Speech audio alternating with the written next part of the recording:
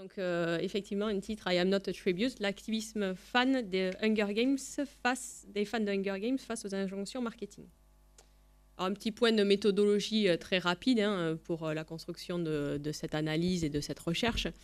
C'est tout simplement une analyse de contenu des dispositifs et des plateformes qui ont été mises en place et par la production pour enrichir la narration de Hunger Games, donc une stratégie transmédiatique qui a été mise en place, et des analyses de contenu des sites internet mis en place aussi par les fans, dont je vais vous parler ensuite, pour mettre cet activisme en action.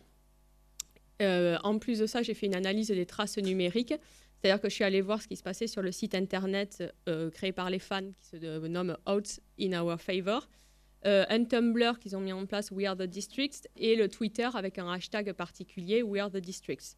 Donc en fait, ce que j'ai fait, et ce qui est un peu mon thème de recherche principal, c'est que je suis allée voir les pratiques de réception des fans et comment ils s'organisaient dans la communauté pour faire front, entre guillemets, donc mettre l'activisme en place pour faire front aux injonctions marketing de la production. Alors j'ai mis un gif parce que j'aime bien ça. Donc je vais vous parler de Hunger Games. Voilà, c'est ça, Hunger Games, c'est une fiction engagée.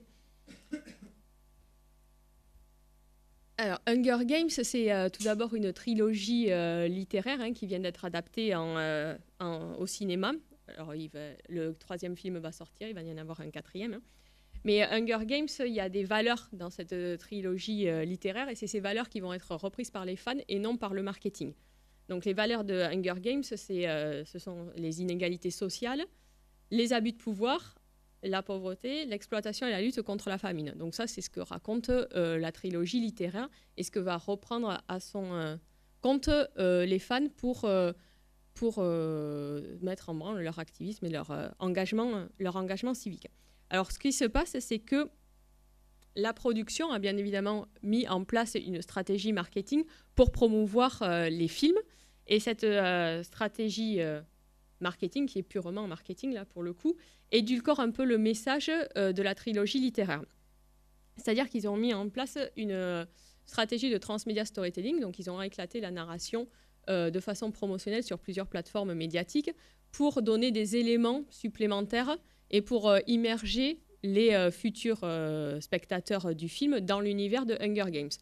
Donc, ce qui est intéressant dans la stratégie, il y a quand même des choses intéressantes dans la stratégie marketing, c'est qu'elle évolue au fil du développement des films et au fil de lancement des films.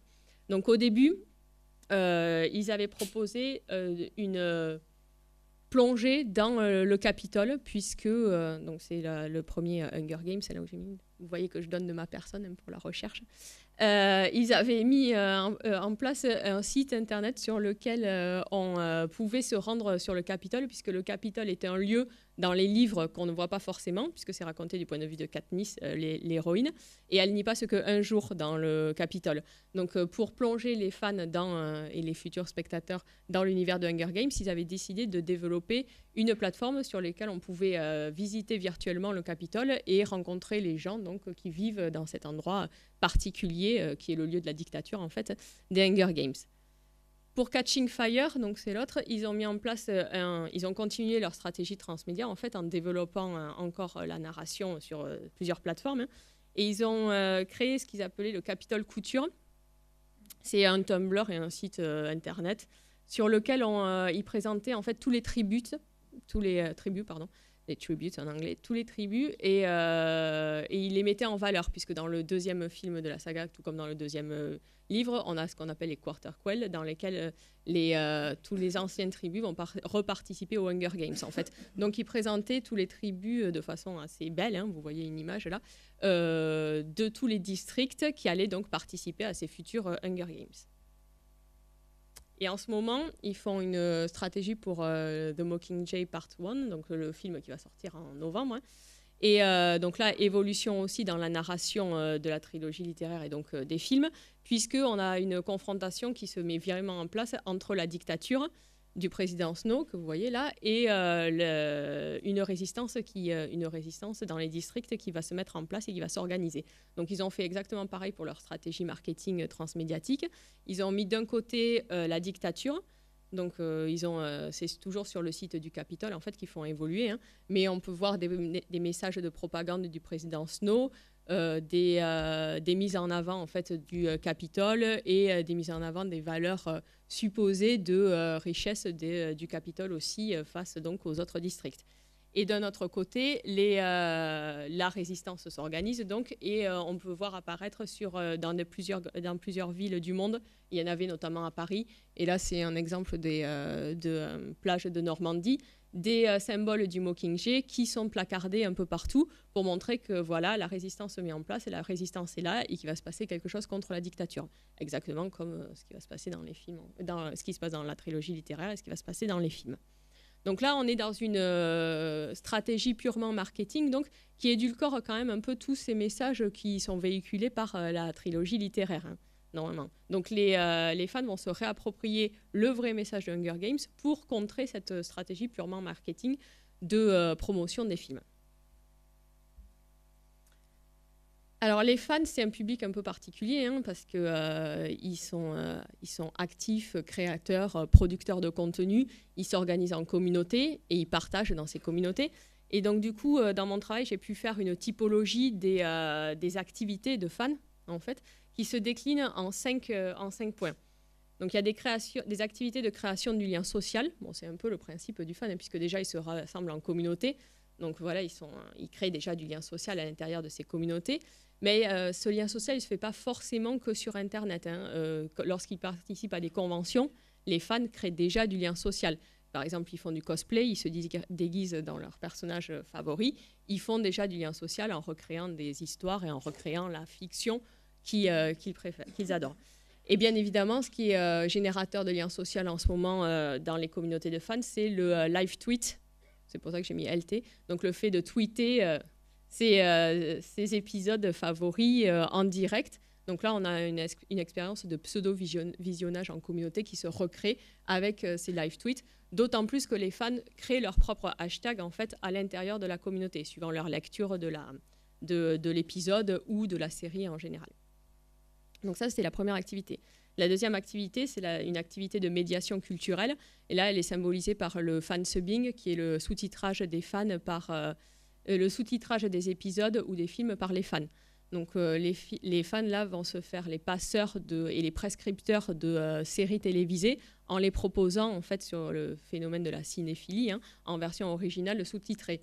Donc ils partagent des épisodes qu'ils font connaître aussi dans la communauté des fans, mais aussi dans la sphère publique bien entendu.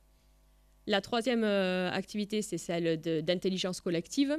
Donc là, c'est la plus répandue. Hein. Elle est symbolisée par la création de wikis dans lesquels les fans vont agréger en fait toutes leurs connaissances sur, on parle série ou film, hein, toutes leurs connaissances de la série ou du film dans un lieu commun qui va être évolutif et qui va évoluer avec l'alimentation des fans par les fans. La quatrième, c'est l'activité de création, la plus classique. Donc là, les créations de fans, elles sont multiples. Hein. Ça va de la fanfiction. Donc on en a parlé, quelqu'un en a parlé hier autour de Harry Potter.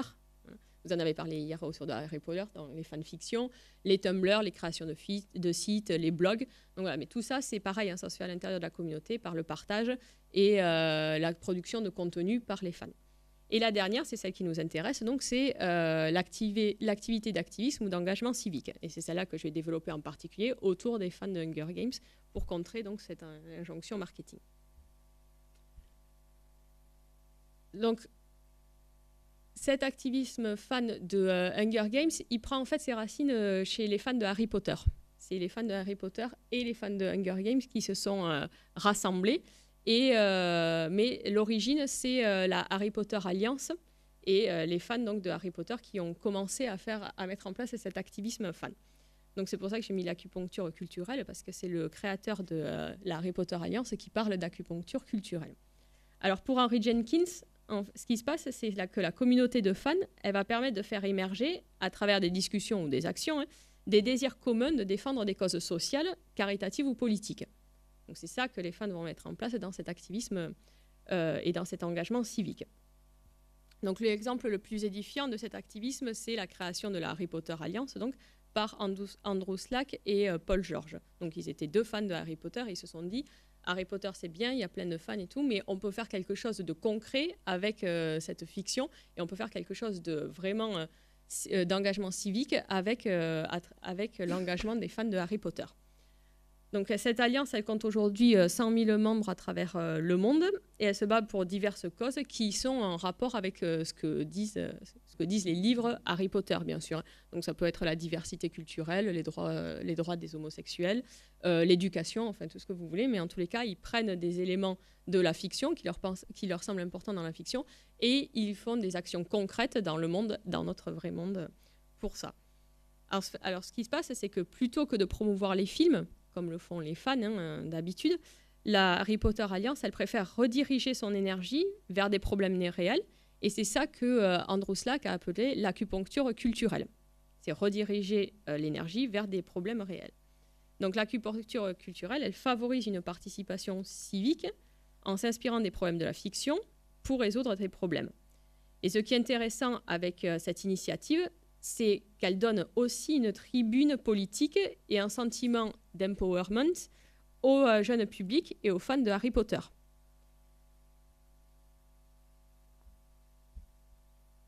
Donc les fans de Hunger Games se sont ralliés en quelque sorte aux fans de Harry Potter, puisqu'il y avait cette association qui existait déjà, et ils ont décidé donc de capitaliser sur le travail qui était fait par la Harry Potter Alliance pour faire la même chose avec Hunger Games. Donc ils ont pris Hunger Games comme ils ont considéré Hunger Games comme une fiction, comme levier d'engagement en fait à leur proposition d'activité civique. Donc pour la sortie du premier film de la saga, les fans de Harry Potter Alliance et donc de Hunger Games avaient lancé une campagne pour lutter contre la famine en Afrique avec le concours de l'organisation à but non lucratif Oxfam. Pour rendre leur action visible et récolter des fonds, ils ont lancé un hashtag sur Twitter qui s'appelait Hunger is not a game pour relayer l'information et donc faire connaître leur action au plus grand nombre en fait. Et ce qui s'est passé, c'est que Lionsgate, qui est le distributeur des films Hunger Games, a demandé à ce que l'action cesse, donc a demandé aux fans de faire fermer cette première action, sous prétexte de propriété intellectuelle, parce qu'ils utilisaient le nom Hunger Games et ils utilisaient aussi les personnages de Hunger Games. Donc déjà, il y a des tensions entre les fans activistes et la production. Donc déjà, on sent que les fans vont essayer de contrer donc, les injonctions marketing qui vont continuer autour de Hunger Games. Alors, la communauté des fans s'est ensuite remobilisée pour la sortie du deuxième opus cinématographique de la saga et ils ont décidé de donner de plus en plus d'ampleur à leur action d'engagement civique. Alors, ce qui se passe dans le second film, c'est que le personnage principal, Katniss Everdeen, va donc devenir le symbole de la résistance des districts face à la dictature. La révolte va s'étendre peu à peu, embrasant tous les districts. Donc ça, c'est ce qui se passe dans la narration.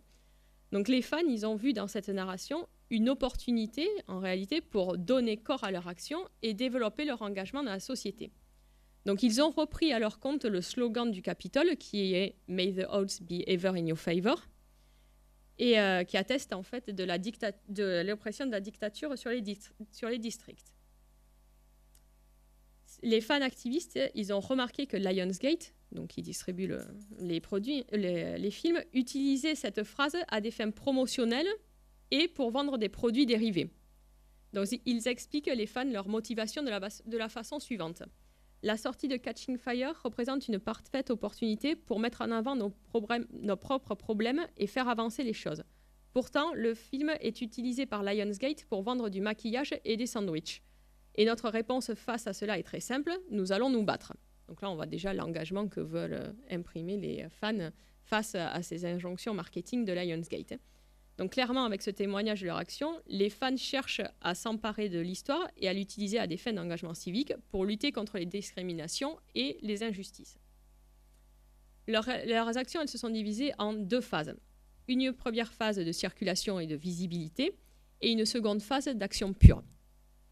Alors, dans un premier temps, les fans activistes ont créé un site internet qu'ils ont donc intitulé « Odds in our favor ». Donc là, on a un changement dans le pronom, puisqu'on passe de « your favor » à « our favor », qui leur permet d'inverser la tendance en fait, du film à rabaisser les minorités et ainsi de reprendre en main l'histoire du film, mais également leur action.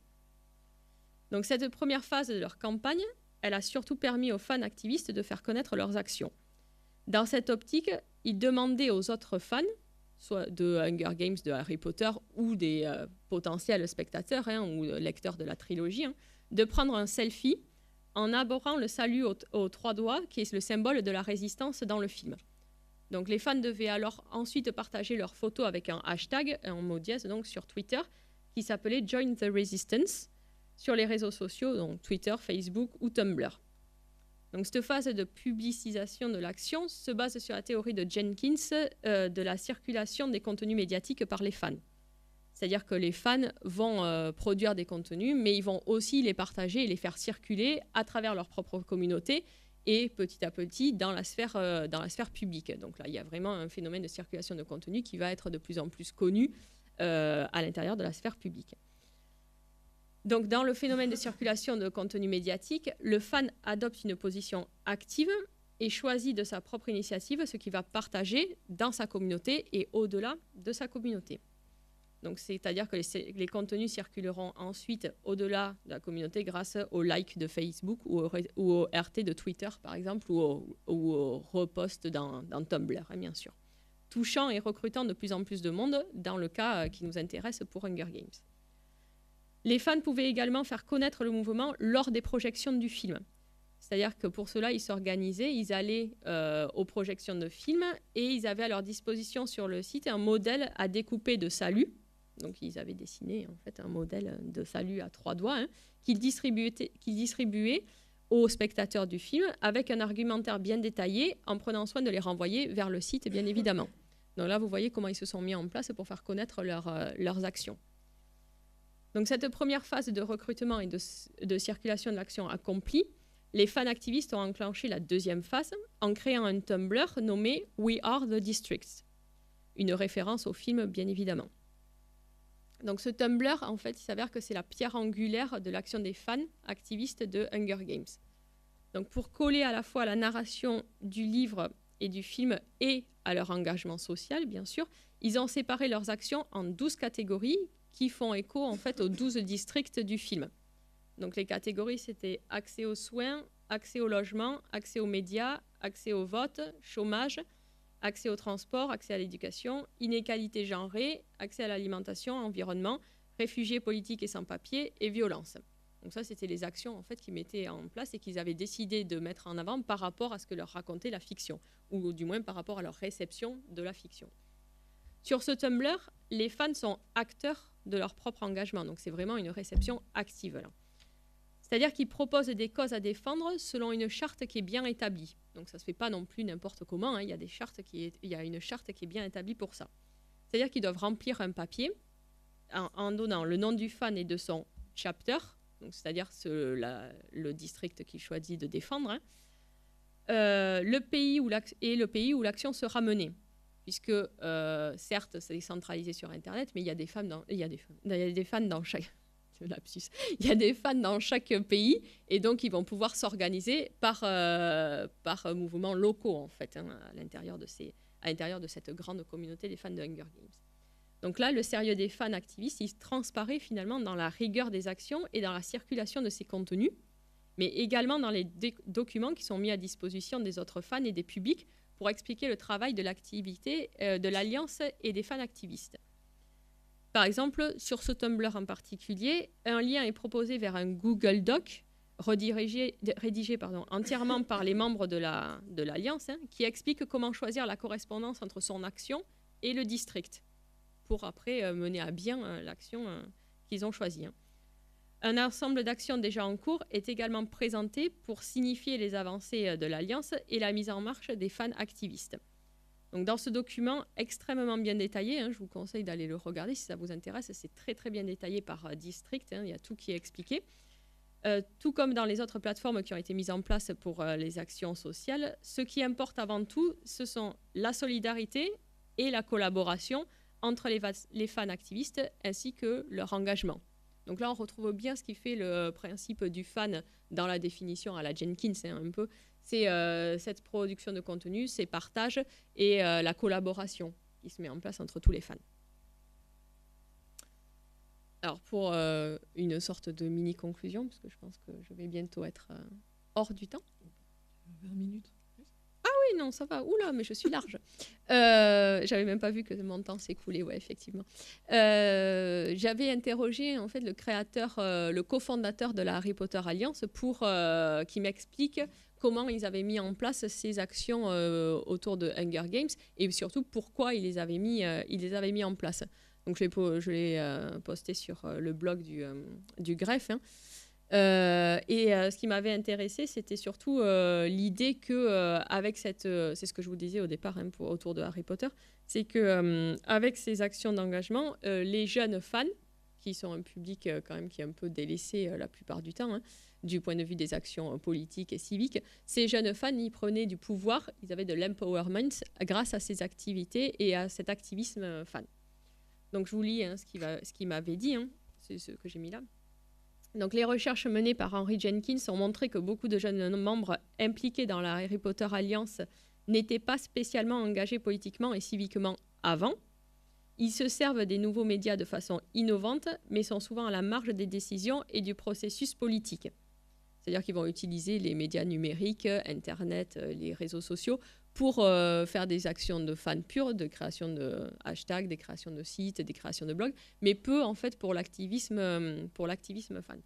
Donc le travail de la Harry Potter Alliance, notre travail, a aidé à créer une identité politique et civique pour ces jeunes membres qui continueront à avoir pour le reste de leur vie.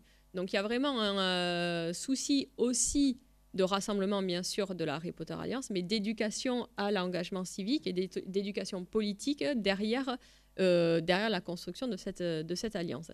Et c'est ça qui est intéressant autour de ces projets d'engagement civique, puisque on a tous les ingrédients en fait, qui font le principe du fan, plus la dimension politique et d'engagement social derrière.